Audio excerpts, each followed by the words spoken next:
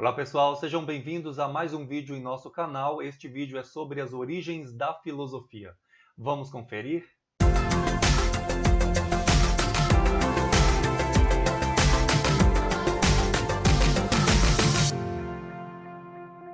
Começando então o nosso vídeo, eu preparei alguns slides para poder nos ajudar então a não perder nenhum dos detalhes que são importantes dentro dessa perspectiva da história da filosofia. Então vamos iniciar então colocando aqui a ideia sobre o mito. Mito é uma palavra que vem do grego, mito significa narrativa. Os povos antigos tinham algumas narrativas mitológicas para poder explicar as coisas que na época não tinham como ser explicadas de uma maneira racional. Então eu coloquei aqui a primeira ideia, uma intuição compreensiva da realidade.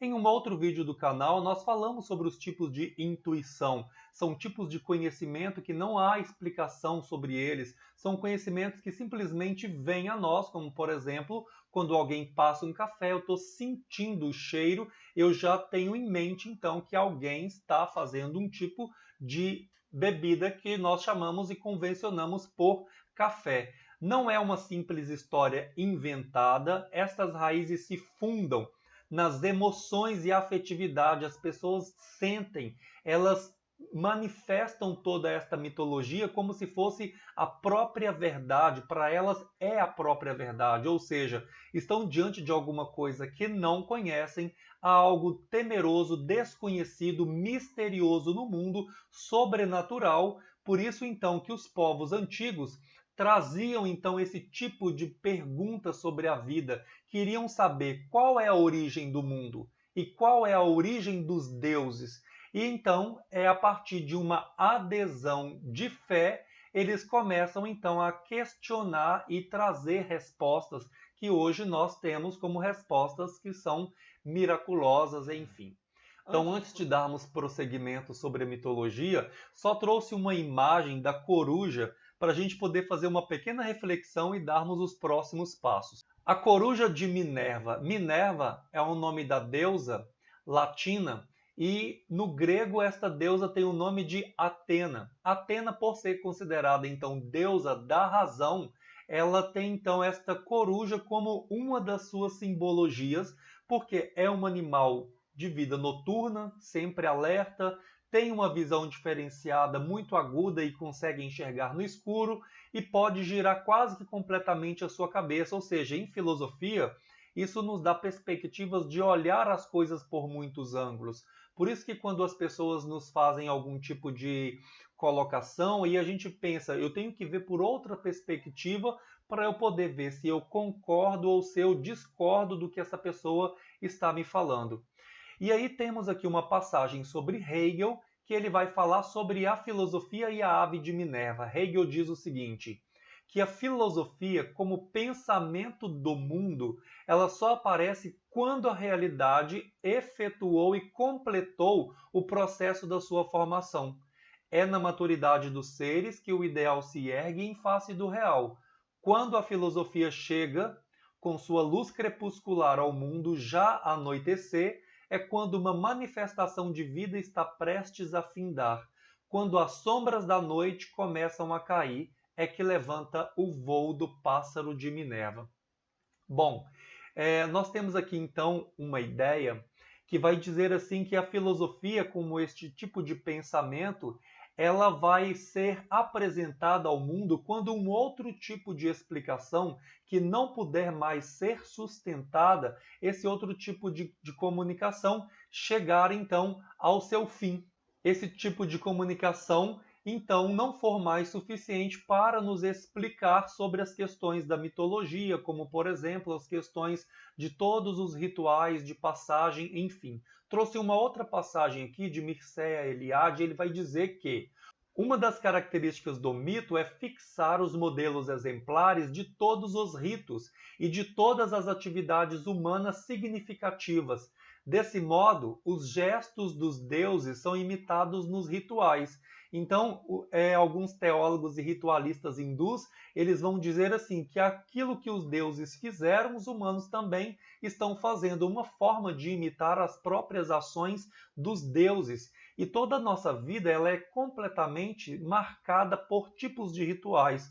Quando nascemos, fazemos um tipo de ritual. Quando a gente morre, nós também temos os rituais para poder enterrar a pessoa, para poder velar a pessoa. Quando nós casamos, nós temos rituais para poder celebrar a união de algumas pessoas, ou seja, toda a nossa vida está completamente marcada por cerimônias, por rituais. Então, nós temos aqui, dentro das ideias dos gregos, esta cópia de ações dos deuses, ou seja, eu não estou falando de um tipo de Deus apenas, eu estou falando de um tipo de ideia de politeísmo. Por isso que os gregos, como politeístas, vamos pensar o seguinte, como habitantes do Olimpo, os deuses, eles eram imortais, tivessem comportamento semelhante aos dos homens, às vezes eles eram bons, às vezes os deuses também apresentavam raiva, inveja, etc. E aí as pessoas, os seres humanos, tinham como que obrigações para com os seus deuses. Por isso nós vemos ainda comum de algumas religiões ainda hoje prepararem oferendas para os seus deuses. Em todos os tipos de religiões ainda a gente percebe resquícios desse tipo de contato, desse tipo de comportamento de querer agradar aos deuses, porque eles estão ali fazendo alguma coisa para o nosso bem, e se a gente não os agradar, poderemos sofrer então algumas das suas sanções. Então os mitos nesta época eles eram transmitidos por poetas que ficavam perambulando contando essas histórias em praça pública. Todo o nosso conhecimento desta época vem de um tipo de oralidade porque não tínhamos ainda a escrita como nós temos hoje. E alguns poetas da época, eu vou citar dois, Homero é um deles. Homero foi que escreveu Ilíada e Odisseia, ou seja, atribuímos estas duas escritas a este poeta Homero. Ele escrevia estas epopeias, ou seja, uma forma de poder transmitir um conhecimento extenso, é um livro muito extenso, um poema muito extenso de histórias de heróis que são extremamente memoráveis. Então, Odisseia, por exemplo, narra o retorno de Ulisses à sua terra natal, enquanto a Ilíada trata do último ano da Guerra de Troia, que a gente já viu em vários filmes, várias narrativas, inclusive quem pôde ler Ilíada. O herói, então, nesta época, ele não tinha, então, o conceito da sua própria liberdade, porque tudo está atrelado a Deus. Eu faço aquilo que Deus permite, aquilo que Deus quer, aquilo que Deus tem vontade de fazer. Então, o âmbito pessoal fica de lado, enquanto a vontade dos deuses é colocada em primeiro lugar. Outro poeta que eu trouxe é Hesíodo. Hesíodo escreve Teogonia para falar sobre a origem do mundo e dos deuses e como que as forças da natureza elas agem junto com estas divindades, ou a própria força da natureza passa a ser também algumas das divindades. E Teogonia é também uma cosmogonia. Narra como tudo saiu de um caos e tudo passou a ter um tipo de uma ordem. Este caos, então, significa o primeiro vazio, um vazio inicial, e que dá origem, então, à Terra, a Gaia e a Eros. Gaia gera Urano e unida a ele deu origem aos ciclopes e titãs, e aqui a gente vai ver vários tipos de mitologias gregas que estão associadas a este período que nós podemos depois aprofundar em buscas na internet ou livros de literatura sobre as mitologias gregas. Continuando essa ideia, o mito hoje. Como que nós pensamos sobre essas questões? Se poetas da antiguidade escreveram e travaram estas lutas com os deuses, ou seja, se os poetas da antiguidade falaram como era a relação dos humanos com os deuses, hoje será que estamos totalmente isentos desse tipo de relação? A consciência mítica, ela realmente morreu ou ainda acreditamos em alguma coisa que não tem fundamento racional? Bom, temos uma ideia do Comte, que é o pai do positivismo, Augusto Comte. Ele vai dizer assim: a mitologia hoje não tem mais espaço na sociedade. E ele vai explicar a evolução da humanidade, ou seja, que a humanidade amadureceu quando ela superou todas estas formas mitológicas de explicação da realidade. Então, quando ele critica o mito e exalta a ciência como uma forma de explicar, nós caímos no outro extremo. Então, contraditoriamente, esta crítica do mito faz nascer um outro tipo de mito, que é o mito do cientificismo, ou seja, a crença cega na ciência. O que a ciência diz hoje, nós acreditamos cegamente, nós não questionamos, porque a ciência falou, está falado. Será que isso também não é um tipo de mitologia, um tipo de crença que nós abraçamos com fé e adesão a uma crença sem explicação? A ciência explica, mas ela não pode ser a única forma de explicar. Nós temos então outras formas de explicação da vida e do real, como a própria filosofia, a arte, a religião. Todas estas tentativas de explicar o mundo também são válidas e não só a ciência. E aí pensamos assim: o mito ainda é uma expressão do viver humano. Então eu coloquei aqui algumas questões para a gente começar a pensar esta questão da mitologia ainda no tempo de hoje. Quando a gente pega histórias em quadrinhos, é muito comum a gente ver, então, questões maniqueístas. Eu coloquei esta palavra maniqueísta aqui, que é uma atitude de quem estabelece uma oposição muito simplista entre alguma coisa que é boa e alguma coisa que é mal. Para estas pessoas maniqueístas, tudo é ou bem ou mal. E nas histórias em quadrinhos, é tão comum a gente pensar assim: tem o herói, tem o bandido. Então o herói sempre vai ganhar e ele é bom, o bandido ele vai perder porque ele é mau. Veja os perigos de poder pensar assim. Nós temos aqui um dos perigos citados, que é o nazismo de Hitler. Quando a gente pensa assim que algo é bom e algo não é bom, nós somos capazes de pegar, por exemplo, a, a raça ariana e colocar a raça ariana como uma raça pura, uma raça boa, em detrimento de outras raças, em detrimento dos judeus, em detrimento de outras pessoas, e fazer a mesma coisa, cometer genocídios de judeus, de ciganos, de homossexuais. Percebe então o perigo de fiar-nos em mitos que não têm tanta justificativa assim? Porque nós sabemos muito bem que não é verdade que há uma raça que seja melhor do que outra, mas o poder de alguns fizeram com que isso fosse colocado como verdade. Matar judeus, além de não ser crime na época do nazismo, ser permitido, se naturalizou de uma maneira como se matar judeus fosse uma coisa boa. Hannah Arendt depois vai poder fazer uma reflexão mais aprofundada sobre isso com Eichmann em Jerusalém para mostrar que algumas dessas ações eram cometidas por homens apenas burocratas e que não tinham nem condições de poder refletir ou raciocinar sobre a morte de tantas pessoas inocentes. Então nós temos aqui uma atualização do mito ainda.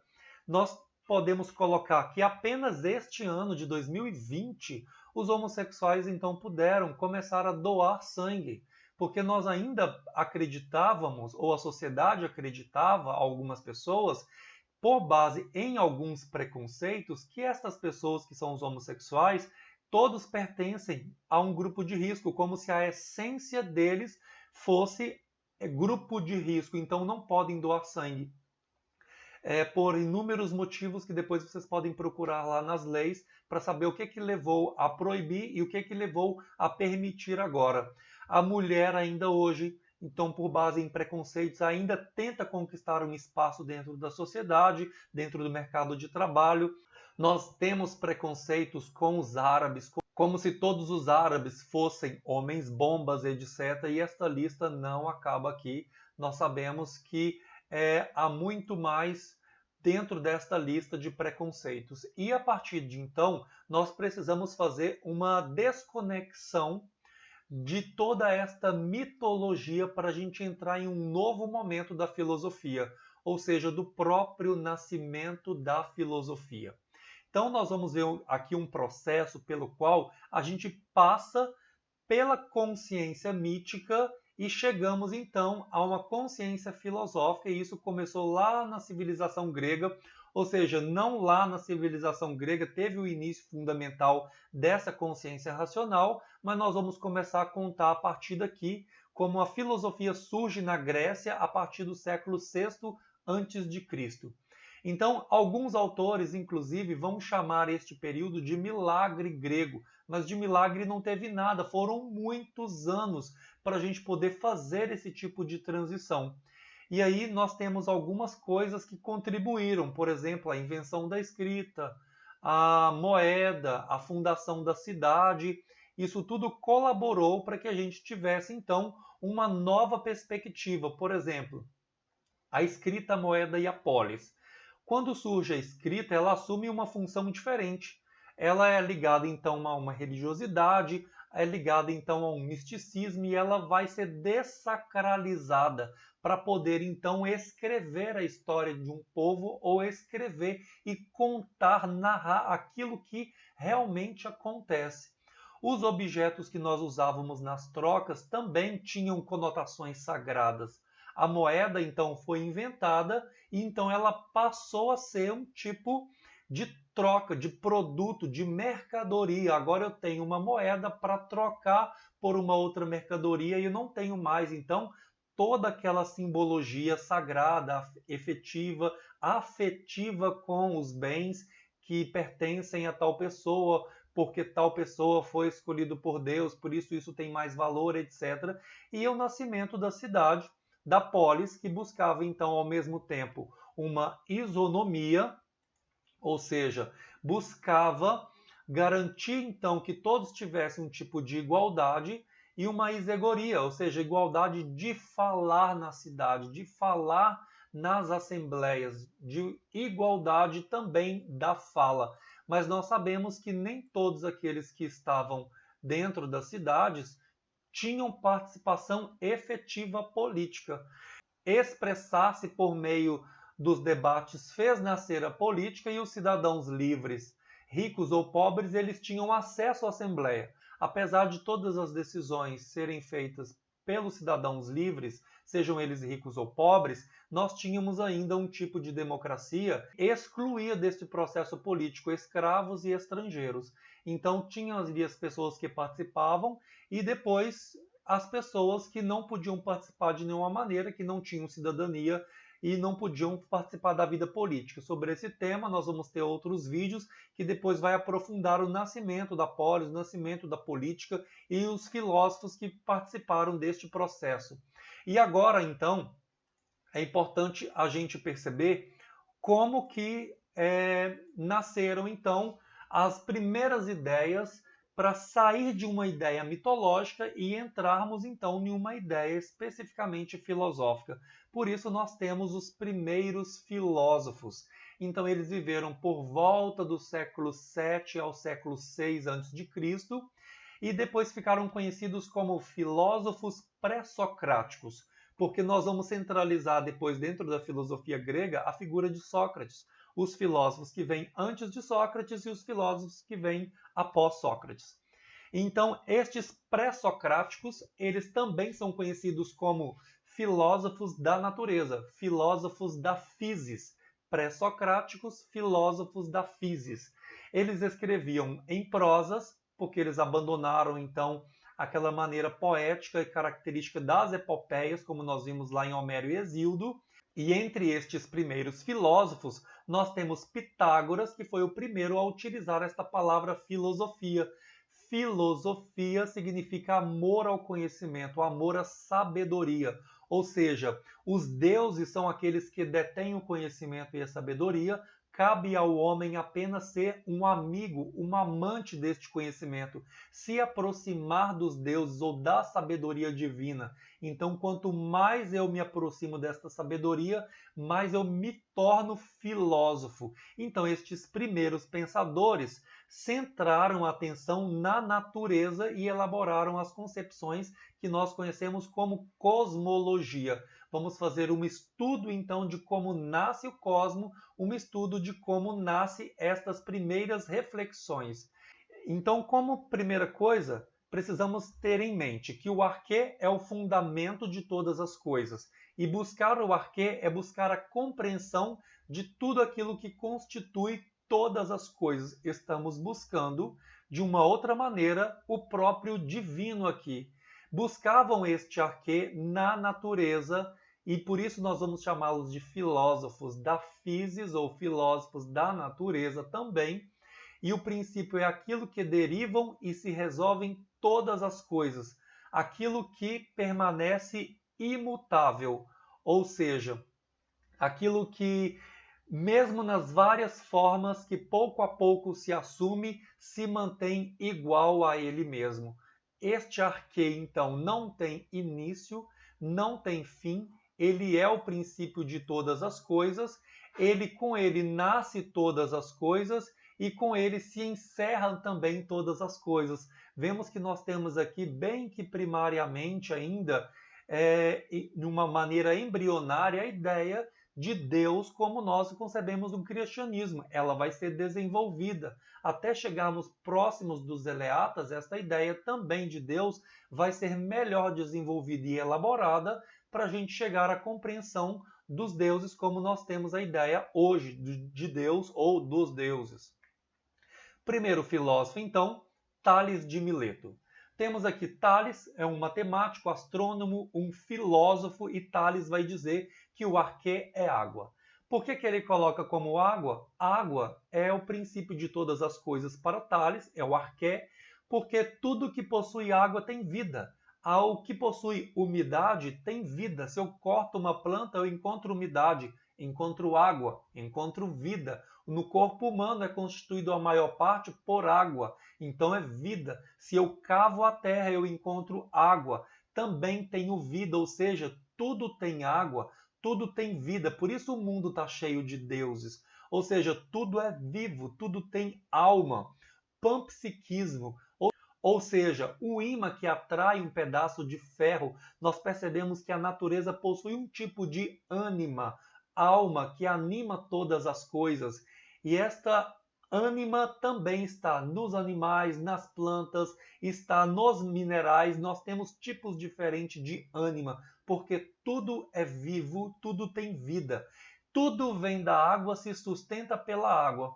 Então, veja só, há quantos anos e séculos antes de Cristo, um filósofo já tem esta concepção de que, por exemplo, a Terra está sobre águas, ou seja, está equilibrada então em águas.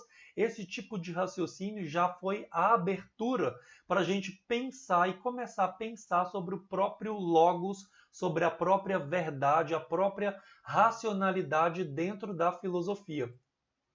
Mas esta água de Tales, nós não podemos confundi-la com a água, o elemento físico-químico que nós bebemos. Esta água, elemento físico-químico que nós bebemos, é apenas um dos elementos da água. Ou seja, nós utilizamos esta linguagem de água na linguagem religiosa, quando a gente escuta um religioso dizer assim, clamamos a água do Espírito.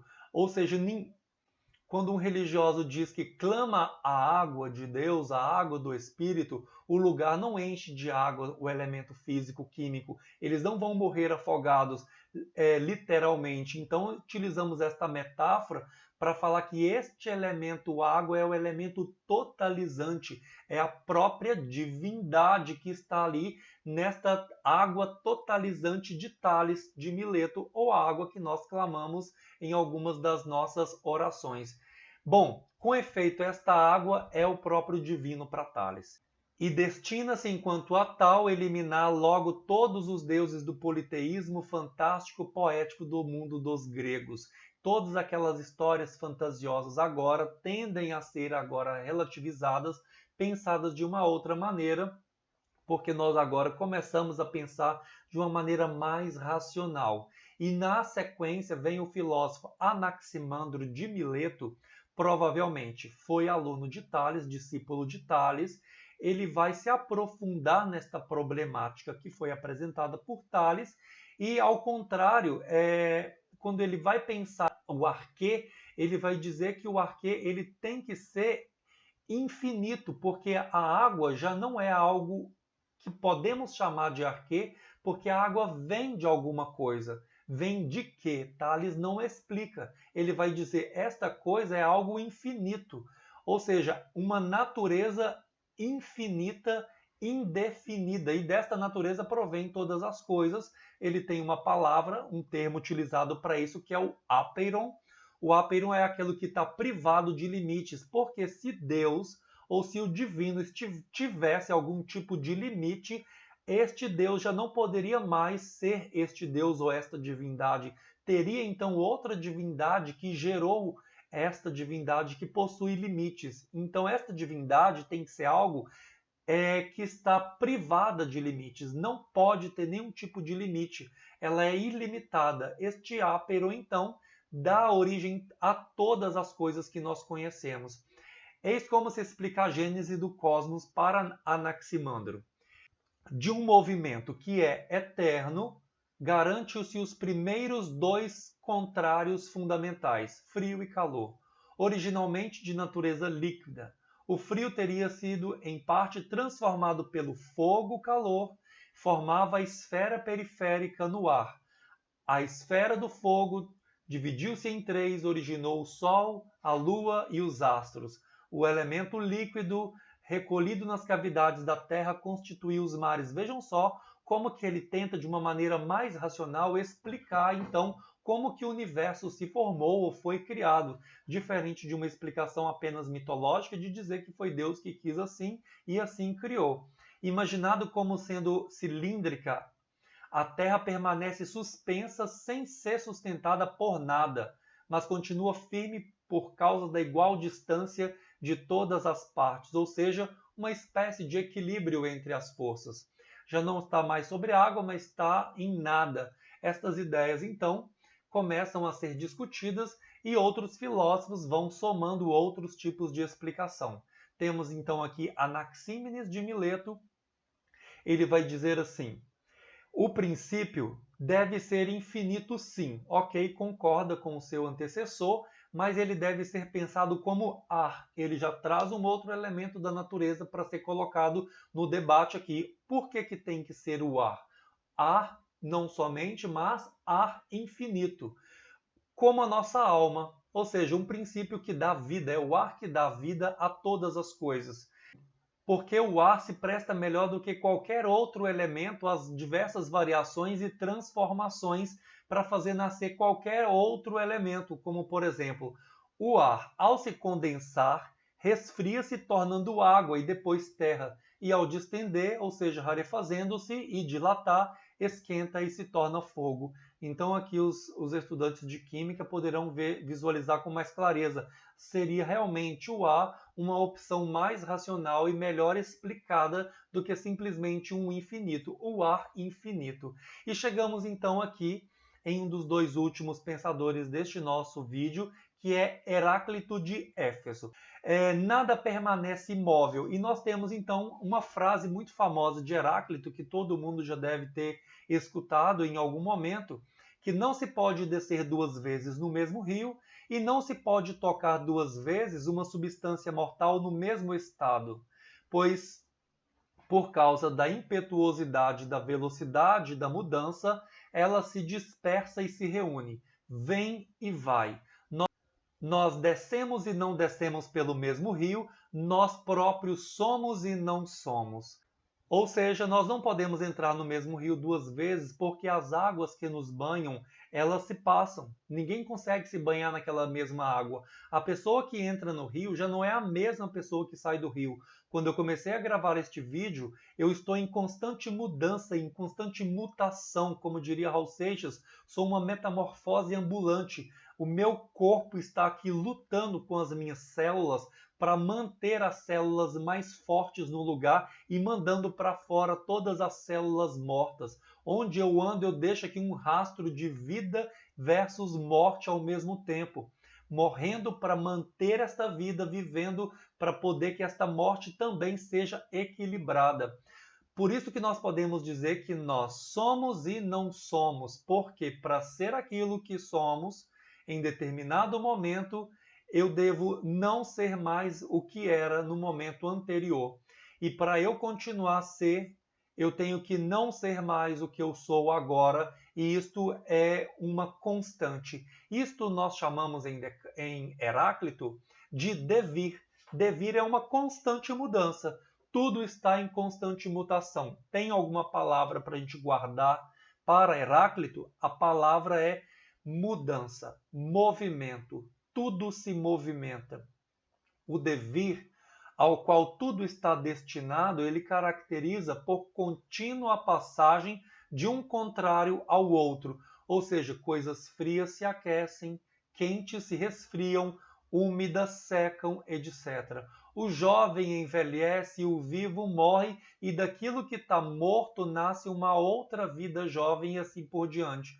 Então, por isso a palavra para Heráclito é a palavra guerra. É a mãe de todas as coisas, porque ela perpetua entre os contrários que se aproximam. Há uma eterna guerra perpétua entre os contrários. Eles estão constantemente lutando um com o outro. Para eu emitir algum tipo de harmonia para o universo, eu preciso desta guerra dos contrários.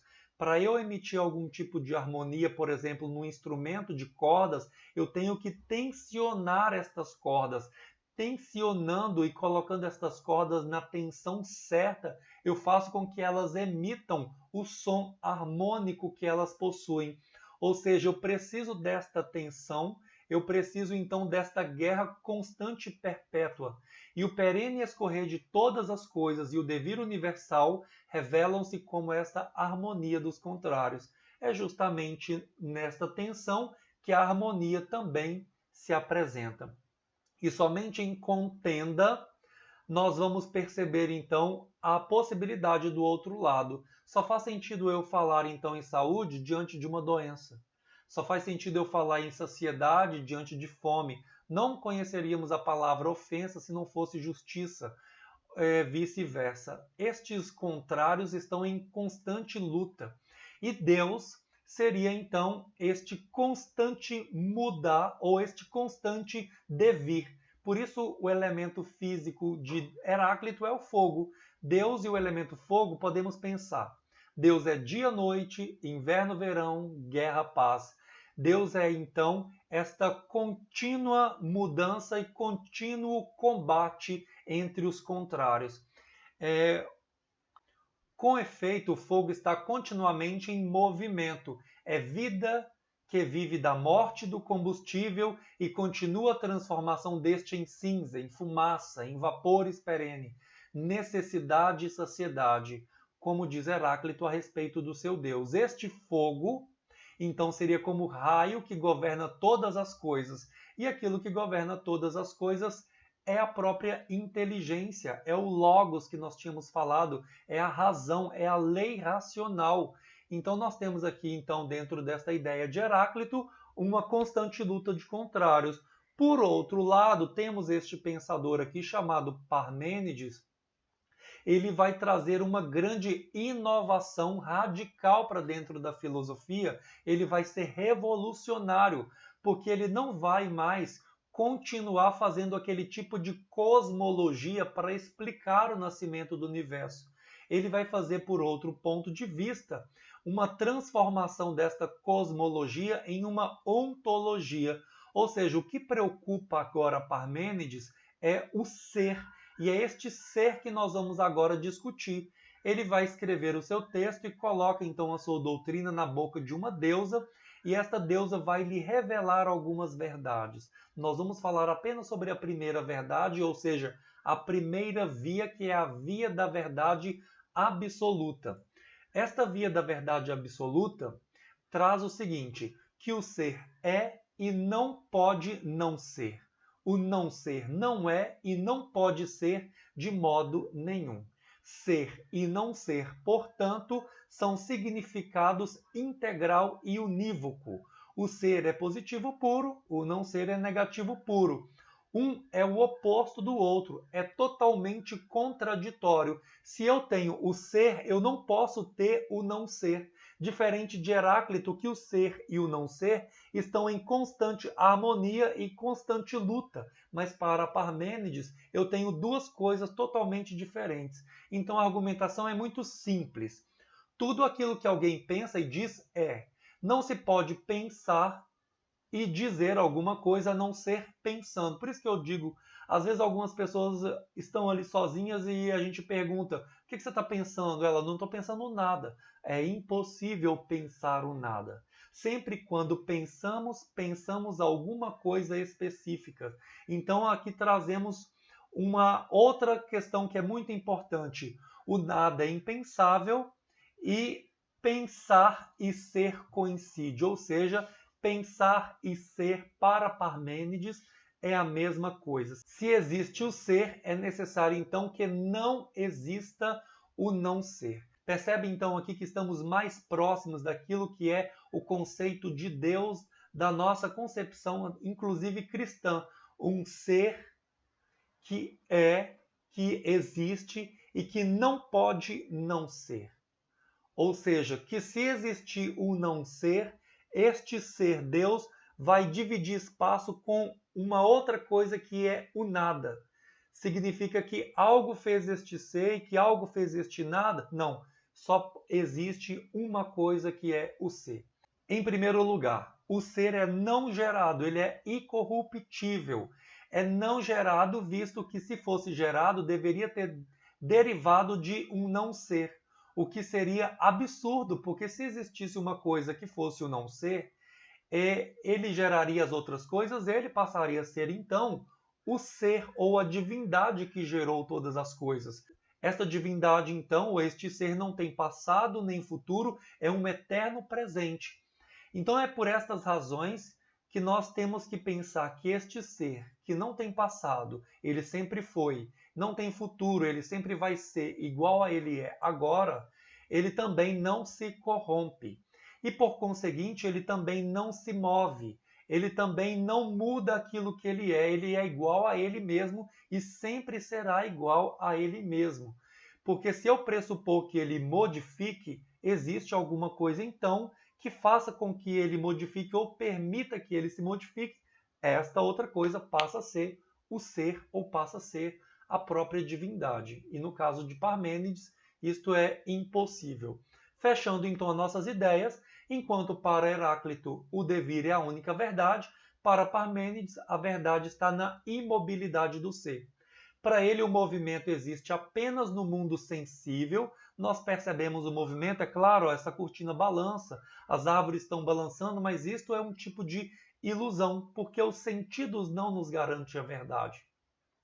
Os sentidos se baseiam em apenas opiniões, por isso que não é confiável. Só o mundo inteligível é verdadeiro e este pensamento depois vai ser utilizado pelos filósofos do período clássico. Para terminar então este nosso vídeo, trouxe uma questão do Enem de 2016 que trazia um fragmento sobre Parmênides e um fragmento sobre Heráclito. Está assim o fragmento sobre Heráclito. Não se pode banhar no mesmo rio duas vezes, nem substância mortal alcançar duas vezes mesma condição, mas pela intensidade e rapidez da mudança, dispersa e de novo reúne. E o de Parmênides diz que são muitos os sinais de que o ser é ingênito e indestrutível, pois é compacto, inabalável, é sem fim. Não foi nem será, pois é agora um todo homogêneo, uno contínuo. Como poderia o que é perecer? Como poderia gerar-se? Nós acabamos de falar sobre isso. Então nós temos aqui a pergunta. Os fragmentos do pensamento pré-socrático, eles expõem uma oposição que se insere no campo das as alternativas A, B, C, D e E. Investigação do pensamento sistemático, não estamos falando de pensamentos sistemáticos ainda neste momento da nossa aula, da nossa filosofia. Então nós estamos aqui começando um tipo de filosofia com os primeiros filósofos. Preocupação do período mitológico? Não estamos falando da preocupação da mitologia, porque falamos que Parmênides ele inaugura um novo tipo e um novo pensamento que seria a ontologia. Discussões de base ontológica? Sim, porque aqui a discussão está no ser. Não é habilidades da retórica sofística e nem verdades do mundo sensível. A resposta é a letra C, porque se nós lembrarmos que Parmênides deixa de fazer uma cosmologia como os primeiros filósofos, e inicia uma ontologia, o estudo do ser, nós teríamos acertado esta resposta. A discussão aqui, ela é enquanto ao movimento. Ou seja, se uma coisa se move ou não, se uma coisa possui então movimento ou não. Bom, espero que você tenha gostado deste vídeo. Se você gostou, compartilhe com seus colegas de turma, compartilhe com os colegas de outras séries, de outros colégios que também estudam sobre este assunto. Um abraço e até a próxima!